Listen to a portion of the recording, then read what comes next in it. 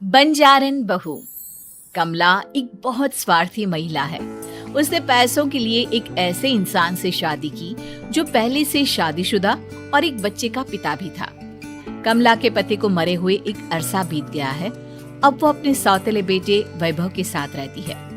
वैभव के दिल में अपनी माँ को लेकर इतना डर है कि वो अपनी माँ के सामने एक शब्द नहीं बोल पाता। उसकी माँ जो कहती है उसको सर झुकाकर वही मानना पड़ता है। वैभव, तुमने अभी तक घर का काम क्यों नहीं किया? तुमसे कितनी बार कहा है कि सूरज निकलने से पहले तुम घर की साफ सफाई पूरी कर दिया करो। वैभव कुछ नहीं बोलता, चुपचाप सर झुकाए अपनी माँ की बात सुनता रहता है। तभी पास में खड़ा नौकर सुखराम कहता है, मालकिन, वैभव बाबा को रात से तेज बुखार है, इसलिए वो सुबह जल्दी उठ नहीं पाए। उनके बदले मैं घर की साफ सफाई कर देता हूँ। इसे कोई बुखार नहीं है। मैं इसे अच्छी तरह से जानती हूँ। ये सब काम न करने के बहाने हैं।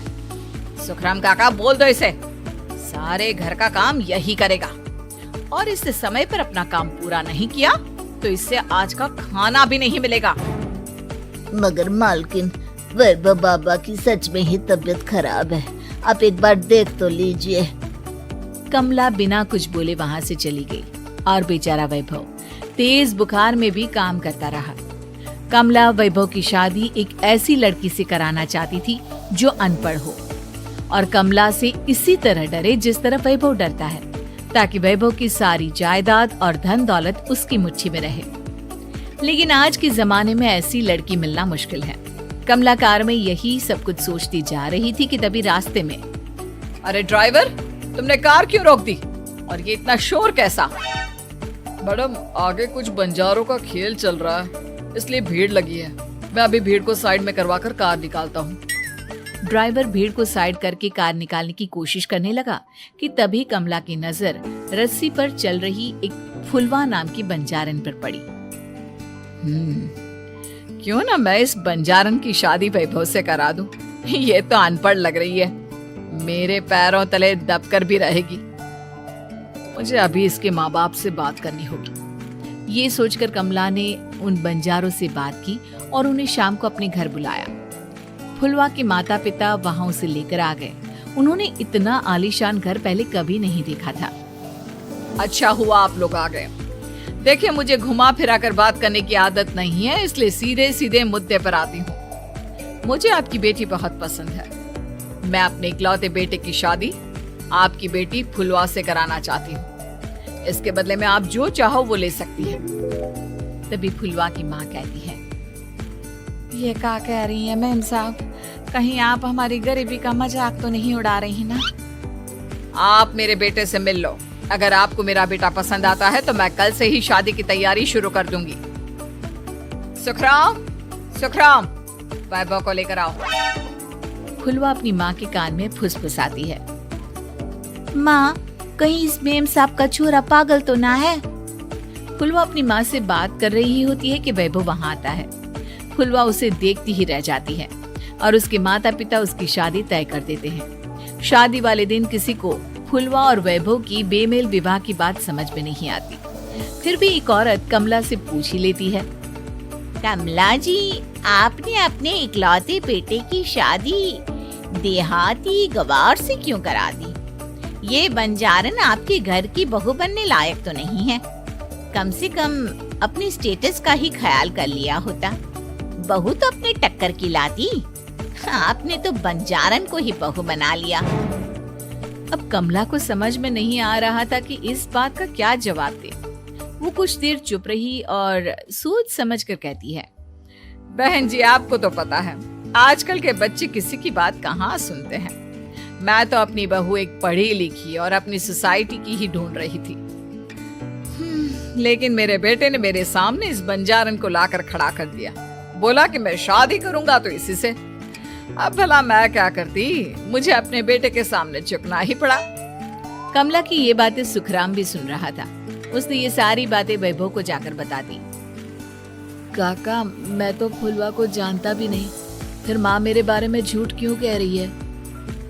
अरे बेटा, तुम कितने भोले हो, तुम्हें कुछ भी नहीं पता। तुम्हारे पिता अपनी सारी संपत्ति तुम्हारे नाम करके गए हैं। तुम्हारी माँ नहीं चाहती कि ये संपत्ति तुम्हें मिले, इसलिए उन्होंने तुम्हारी अनपढ़ लड़की से शादी करवाई ताकि तुम्हारी तरह वो भी अपने हक के लिए आवाज ना उठा सके। सुखराम काका, मैं क्या करूं, आप ही बताओ। माँ के सामने आते ही मेरे हाथ पैर कांपने लगते हैं। मैं माँ को कुछ भी नहीं कह पाता। वे दोनों बात कर ही रहे थे कि अचानक कमला वहां गई। कमला को देखकर दोनों घबरा गए। तुम दोनों फिर कभी बातें कर लेना, अभी फेरों का समय हो गया है, चलो जल्दी आओ। इस तरह फुलवा और वैभव की शादी हो गई। अगले दिन कमला ने फुलवा को बुलाया और उसे नसीहत देने लगी। देख बंजारन, तुझे मैंने अपनी बहू बना तो लिया है, लेकिन तुझे इस घर में आँख कान मुंह बंद करके रहना होगा। घर का काम कर और अपने पति से मतलब रख, समझी? कमला का ऐसा रवैया फुलवा को बिल्कुल समझ में नहीं आया। उसने वैभव से इस बारे में बात की। सुनिए ना, माँ जी ने जिस तरह मुझसे बात की मुझे अच्छा नहीं लगा। शादी से पहले तो वो मुझसे बहुत अच्छे से बात कर रही थी, लेकिन शादी के बाद उन्हें क्या हो गया? तुम ज्यादा मत सोचो, जैसा माँ कहती है वैसा ही करो। ये कहकर वैभव वहां से चला गया। अगले दिन वैभव को घर के नौकरों की तरह काम करता देख फुलवा को बहुत हैरानी हुई। फुलवा ने इस बारे में सुखराम काका से बात की तो सुखराम काका ने फुलवा को सारी बात बता दी। अब फुलवा को समझ में आ गया कि उसकी सास ने एक बंजारन को बहू क्यों बनाया। एक दिन वैभव घर का काम कर रहा था, तभी उससे कांच की प्लेट टूट गई। किसने गिराई ये कांच की प्लेट? वैभव को वहां खड़ा देख कमला ने छड़ी से उसे मारना शुरू कर दिया। उसके पैर में कांच चुभ गया और खून बहने लगा, लेकिन फिर भी कमला उसे मारे जा रही थी। ये देखकर फुलवा ने कमला के हाथ से छड़ी छीन ली और तोड़कर फेंक दी। बंजारन, तेरी इतनी हिम्मत, तूने मेरे हाथ से छड़ी छीनी? कमला फुलवा को थप्पड़ मारने ही वाली थी कि फुलवा उसका हाथ पकड़ लेती है। ओ सस माँ, मैंने मॉम की गुड़िया ना समझ लियो। बंजारन हो बंजारन, ईंट का जवाब पत्थर से देना जानती हूँ। आज के बाद मेरे या वैभव जी के ऊपर हाथ उठाने की सोचियो भी ना, समझी ससु माँ? ये कहकर फुलवा वैभव को लेकर वहाँ से चली गई। उसने वैभव के पैर पर पट्टी बांधी, उसके आंसू पोंछे। वैभव ने पहली बार किसी के दिल में अपने लिए इतना प्यार महसूस किया। अब फुलवा वैभव का हर काम में हाथ बटाती, उसका बहुत ख्याल रखती। इस तरह दोनों बहुत ज्यादा नजदीक आ गए। वहीं दूसरी ओर कमला सारी जायदाद अपने नाम करने की साजिश करने लगी और एक दिन, वैभव, जल्दी बाहर आओ। कमला की आवाज सुनकर वैभव और फुलवा अपने कमरे से बाहर आ गए। जी माँ, आपने बुलाया? ये ले, इन कागजों पर साइन कर दे। वैभव कागजों पर साइन करने ही वाला था कि फुलवा वैभव के हाथ से पेन छीनकर कहती है, ना वैभव जी, आप इस पर हस्ताक्षर नहीं करेंगे।